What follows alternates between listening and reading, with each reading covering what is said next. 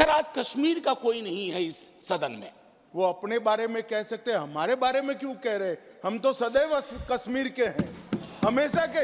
आपके बारे में वो सच हो सकता है। मनोज कुमार झा। शुक्रिया सर, आपका बहुत बहुत धन्यवाद। माननीय सभापति महोदय, संसदीय कार्यकाल में कुछ ऐसे क्षण आते हैं जब ये नहीं कह सकता कि मैं इसका सपोर्ट कर रहा हूँ या मैं इसका विरोध कर रहा हूँ। कई सारी चीज़ें हैं इसमें जो वेलकम इनिशिएटिव हैं, मैं मानता हूँ। बस कुछ सुझाव दूंगा, क्योंकि अक्सर मैं देखता हूँ कि हमारे बीच का संवाद, माननीय सभापति महोदय, विपक्ष का अलग से कोई प्रधानमंत्री नहीं होता या विपक्ष का अलग से कोई गृह मंत्री नहीं होता। विपक्ष को भी अपनी शिकायत, अपने मुद्दे अपने प्रधानमंत्री के समक्ष, अपनी आलोचना अपने गृह मंत्री के समक्ष रखनी होगी। सर, आज कश्मीर का कोई नहीं है इस सदन में। मैं था उस दिन जब नहीं, सॉरी, ये नॉमिनेटेड मेंबर है। माननीय सदस्य अपने एक सेकंड सर, उन्होंने बड़ा ग्रॉस ट्रीटमेंट किया है कि कश्मीर का इस सदन में कोई नहीं है। वो अपने बारे में कह सकते हैं, हमारे बारे में क्यों कह रहे? हम तो सदैव कश्मीर के हैं, हमेशा के। आपके बारे में वो सच हो सकता है, हमारे बारे में आप कैसे स्टेटमेंट कर सकते हो भाई?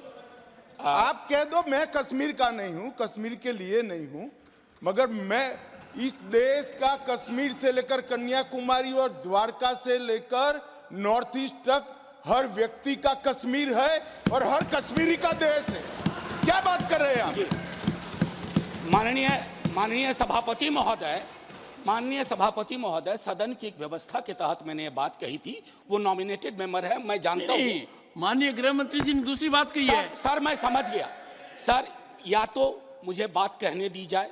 मैं ये कह रहा था कि जैसे मैं बिहार से चुन के आता हूँ, उस संदर्भ में मैंने ये बात कही थी। देश तो सबका है सर, तिरंगा यहाँ कहीं किसी से छोटा नहीं है सर। मैं सिर्फ इतना कहना चाहता था। माननीय सभापति महोदय, इसमें बहुत अच्छी चीजें, जैसा मैंने शुरू में ही कहा कि विरोध के लिए विरोध करूं ये उचित नहीं है। माननीय सभापति महोदय, महत्वपूर्ण है कि जब हम ये कहते हैं कि ये नॉमिनेशन होंगे, पहले तो मैं तारीफ करूं कि अंडर प्रिविलेज्ड के बदले एक शब्द जो कि कॉन्स्टिट्यूशनली वैलिड टर्म है, अदर बैकवर्ड क्लासेस, आपने उसका इस्तेमाल किया, तारीफ के काबिल। ये जो नॉमिनेट करने का अधिकार एलजी साहब को है आज की डेट में, कल राज्य बन जाएगा तो गवर्नर साहब होंगे। क्या ये स्टेट असेंबली को डेलीगेट नहीं होना चाहिए? और अगर करना चाहें तो on the aid and advice of, ये व्यवस्था मैं समझता हूं कि होनी चाहिए थी।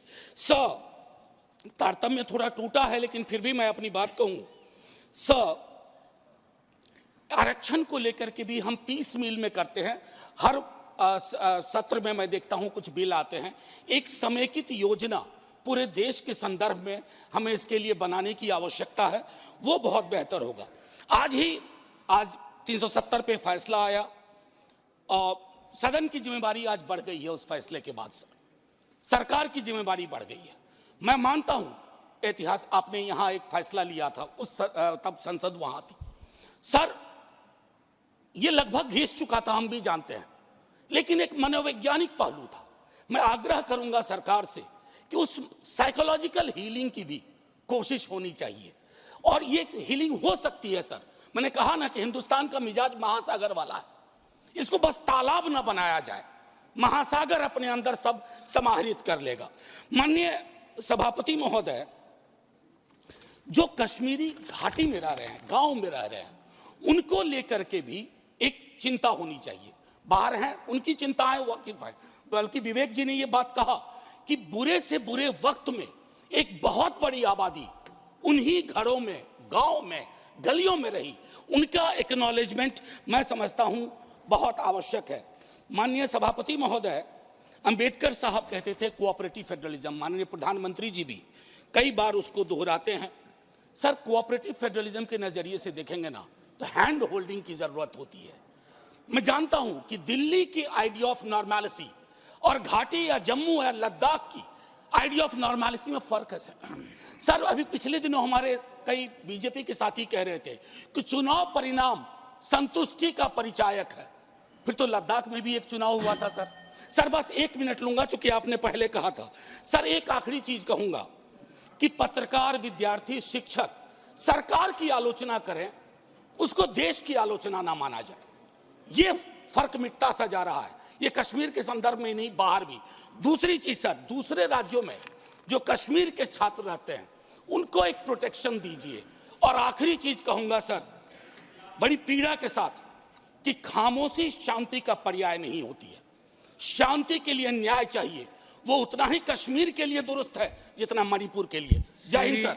From breaking news, detailed analysis, in-depth interviews and explainers, follow the Times of India. Subscribe to our YouTube channel. Don't forget to like our videos and hit the bell icon to stay updated with the latest.